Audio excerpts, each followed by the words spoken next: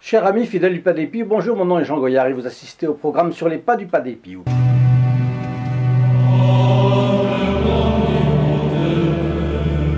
Il vise à diffuser dans les foyers la présence consolatrice de Saint Pio de Pietrelcina. La messe. Quelle institution banale pour un catholique, me diriez-vous? C'est même ce qui distingue un catholique pratiquant d'un autre qui ne l'est pas. Mais nous allons voir que le Padre Pio a bien des choses à nous enseigner encore sur la messe. Lui, moine capucin, canonisé en 2002, a passé sa vie à arracher les âmes au diable. Par son intermédiaire, Dieu a multiplié les miracles et les guérisons au long de plus de 60 ans. Entre parenthèses, je vous signale que sa photo est ici diffusée gratuitement et franco de port si vous en voulez une pour vous ou quelqu'un de votre famille ou de vos amis. Téléphonez au 08 05 36 08 47, appel gratuit depuis la France métropolitaine, appel local depuis les Dom-Tom, et depuis le Canada, veuillez composer le 1 844 398 88 67. D'emblée, rappelons que la messe n'est pas simplement une copie du sacrifice de la croix comme un crucifix suspendu devant vous à la muraille. Ainsi que l'a proclamé le Concile de Trente, 22e session, paragraphe 3, c'est le même sacrifice qui a été offert à Dieu sur la croix. Il a la même valeur et la même efficacité. Dans la messe, la passion et la mort du Fils unique de Dieu se renouvellent d'une manière mystérieuse. Notre Seigneur Jésus-Christ a révélé ceci à sainte Mechtilde. « Moi seul je sais et je comprends parfaitement comment je m'offre tous les jours sur les autels. Ni les chérubins, ni les séraphins, ni toutes les puissances célestes ne peuvent le comprendre parfaitement. » Il n'est pas question ici, évidemment, de retracer la théologie de la messe. Il est juste bon de savoir que les cérémonies de la messe représentent en figure toute l'histoire de la rédemption des hommes par le Christ. Disons aussi que le but principal du saint-sacrifice de la messe est d'apaiser Dieu. On dit que la messe est un sacrifice propitiatoire, en propitiation. Notre Seigneur Jésus-Christ ne dit-il pas lors de la dernière scène « Ceci est mon sang qui sera répandu pour la rémission des péchés ». C'est un vrai sacrifice d'expiation. Jésus-Christ a expié pour nos péchés. Néanmoins, nous ne sommes pas rachetés de nouveau comme par le sacrifice sanglant de la croix, il y a plus de 2000 ans. Mais les fruits de la rédemption nous sont appliqués par ce sacrifice non sanglant. L'assistance à la messe fait que les hommes reconnaissent leurs péchés, s'en repentent, les confessent et les évitent.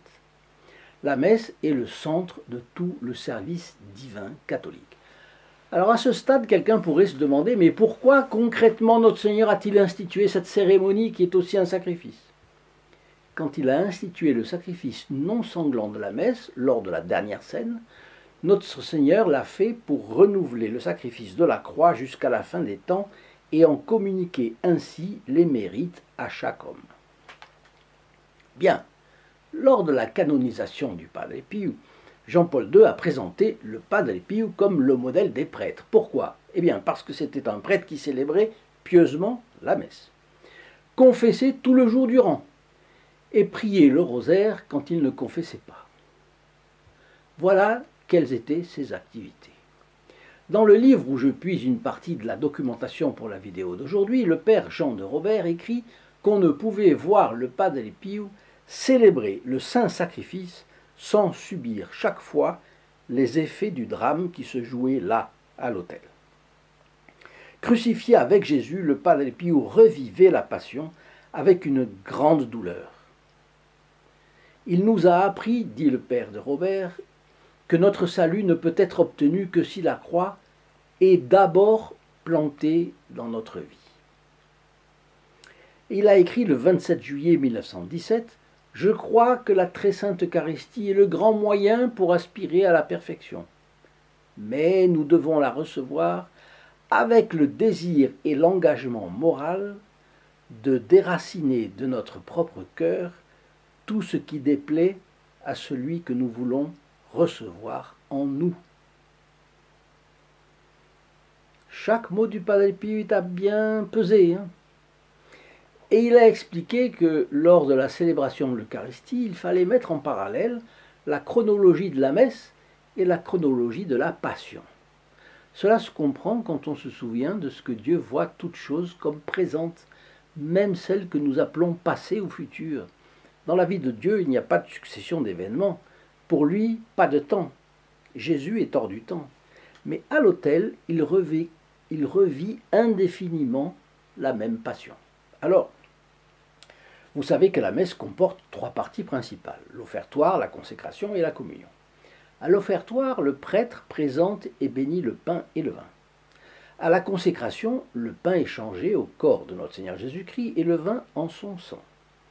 À la communion, le prêtre consume le corps et le sang de Jésus-Christ et distribue le corps du divin Sauveur à ceux qui veulent et peuvent le recevoir. Que va dire le Padre Pio ? Du premier signe de croix à l'offertoire, il faut aller à la rencontre de Jésus à Gethsémani. Il faut suivre Jésus dans son agonie, parce qu'il souffre devant le marais nauséabond des péchés. Il faut rejoindre Jésus dans sa douleur, de voir que le Verbe de Dieu n'est pas reçu par les hommes. La grande souffrance du Christ, c'était ça. De ce point de vue, nous devons prendre les lectures de l'Évangile et de l'Épître comme si elles nous étaient personnellement adressées. À l'offertoire commence le sacrifice. Jésus est mis en prison. Le temps est arrivé.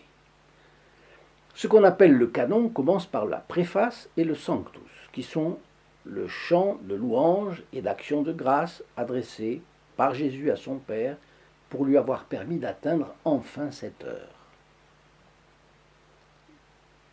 Il le remercie d'avoir enfin atteint cette heure de sacrifice. Les prières du canon jusqu'à la consécration sont la préparation au sacrifice de notre Seigneur Jésus-Christ. Nous nous unissons rapidement à Jésus dans son emprisonnement, son atroce flagellation, son couronnement d'épines et sa marche dans les rues de Jérusalem, tandis qu'il porte sa croix avec tant de peine. Tout ça, c'est le Padre Pio qui parle. La consécration nous donne le corps du Christ livré maintenant, le sang du Christ versé maintenant. Mystiquement, c'est la crucifixion du Seigneur lui-même. C'est pourquoi le Padre Pio, dit le père de Robert, souffrait de manière particulièrement aiguë à ce moment de la messe. Nous nous unissons ensuite à Jésus sur la croix, offrant au Père, à partir de ce moment, le sacrifice rédempteur. C'est le sens de la prière qui suit immédiatement la consécration. Vous savez que le Padre Pio n'a jamais dit la forme nouvelle de la messe mise en place par le pape Paul VI en 1962, je crois, 62 ou... non, 69, je crois. J'ai oublié, 65, pardon, pas 62, 65 ou 69. Parce que il perdait la vue, parce qu'il était très fatigué, bref. Donc il a dit qu'il ne pouvait pas, absolument pas se faire à apprendre une nouvelle messe, c'était très compliqué. Et donc il a eu, bien sûr, on l'a laissé faire ce qu'il voulait. Alors il célébrait dans ce qu'on appelle aujourd'hui la forme extraordinaire du rite romain. Alors, je continue la lecture du père de Robert. On en vient au per ipsum et cum ipso et in ipso, c'est-à-dire par lui, avec lui et en lui. Ce qui correspond au cri de Jésus, Père, je remets mon esprit entre tes mains. Dès lors, le sacrifice est consommé par notre Seigneur Jésus-Christ et accepté par le Père.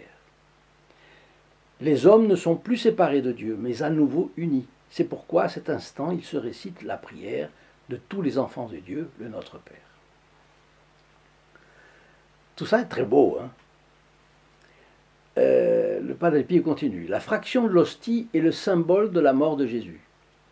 Et l'intinction est l'action du prêtre qui, après avoir rompu l'hostie, laisse tomber une partie du corps du Christ dans le calice du précieux sang. C'est le symbole de la résurrection, puisque le corps et le sang sont à nouveau réunis. C'est au Christ vivant que nous allons communier. À la fin de la messe, La bénédiction du prêtre marque les fidèles de la croix, à la fois comme un signe distinctif extraordinaire et comme un bouclier protecteur contre les assauts du diable qui ne manquera pas de venir livrer le combat. Alors si nous pouvons diffuser les photos du Padre Pio et mener les activités de la chaîne sur les pas du Padre Pio, c'est grâce aux protégés du Padre Pio sans lesquels nos vidéos ou n'auraient jamais existé ou ne pourraient pas continuer à l'être.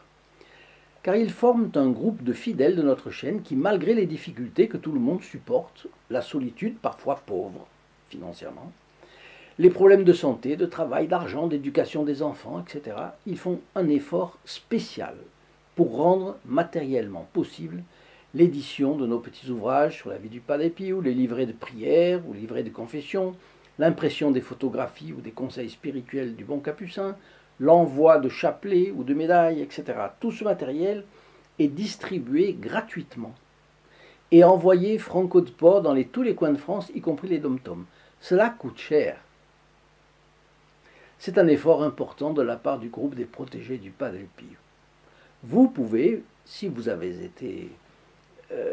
bénéficié de quelque chose de notre part, eh bien c'est à cause de. Vous pouvez peut-être, c'est une suggestion, priez au moins Je vous salue Marie en la faveur de celui qui vous l'a offert.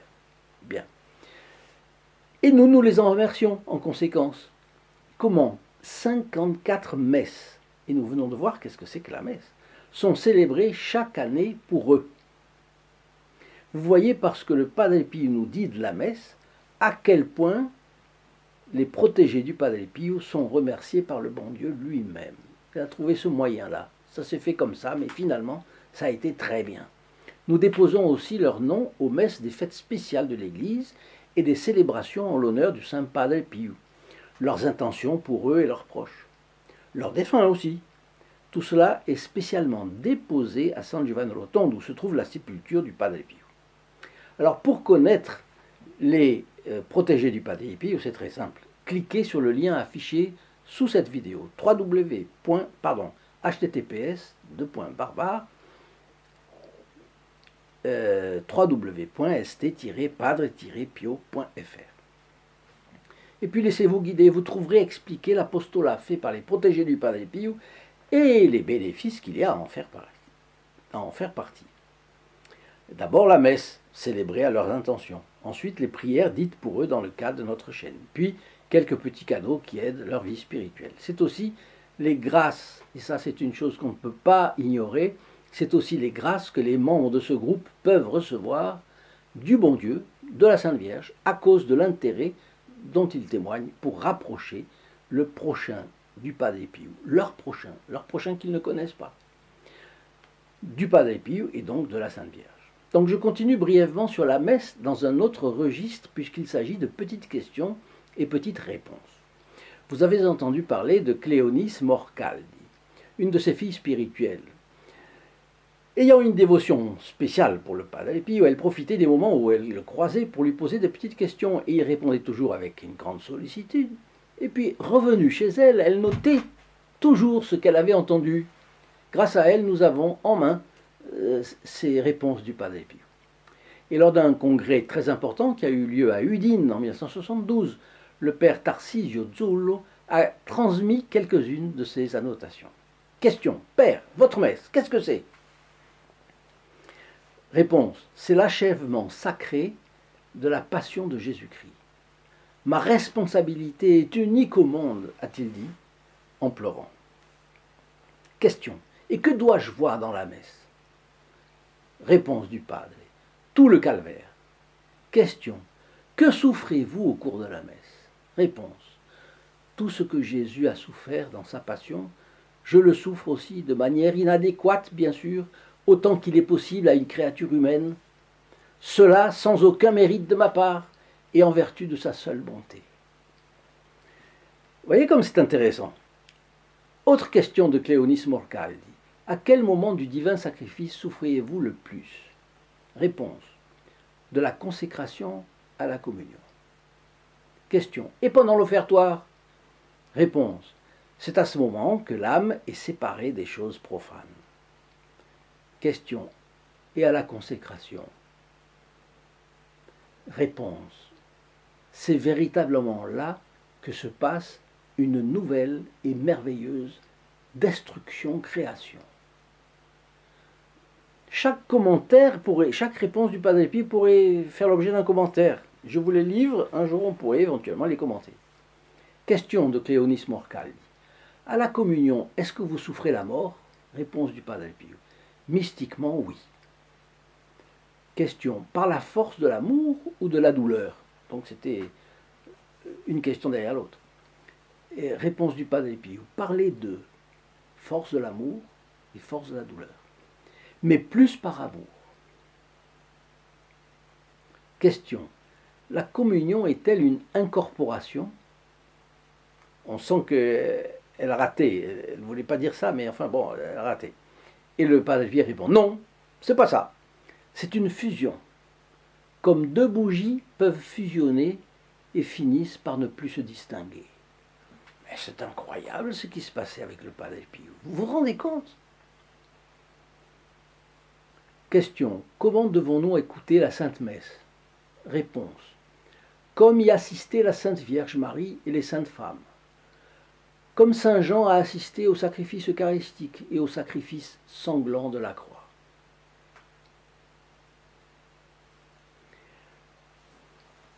Sa tendresse envers Jésus, au Saint-Sacrement, était si grande qu'elle a laissé une impression sur le professeur Giuseppe Pompilio, qui a gardé toute sa vie à l'esprit l'image du Padre Pio saisissant l'hostie avec un immense respect et une extrême délicatesse, comme une mère envers son petit enfant. Vous voyez combien le monde actuel doit faire de progrès en matière de respect envers le Très Saint-Sacrement, même parmi les catholiques. Quand on se rappelle aussi combien de sacrilèges sont commis de nos jours, nous devons redoubler d'admiration, de vénération et de tendresse envers notre Seigneur Jésus-Christ, qui a souffert toute sa passion pour empêcher et au moins diminuer et réduire les péchés insultants des hommes. Vous voyez, nous pouvons avoir cette admiration, cette vénération, cette tendresse pour le Saint-Sacrement et l'offrir en réparation à notre Seigneur Jésus-Christ pour tout ce qui malheureusement est fait contre lui, contre la pureté de Notre-Dame, contre la beauté et la bonté de Dieu. Chers amis fidèles du Padre Pio, je vous dis à notre prochaine vidéo. Au revoir. In nome del Padre, del Figliolo e dello Spirito Santo, e così sia. Sia lodato Gesù e Maria, oggi e sempre.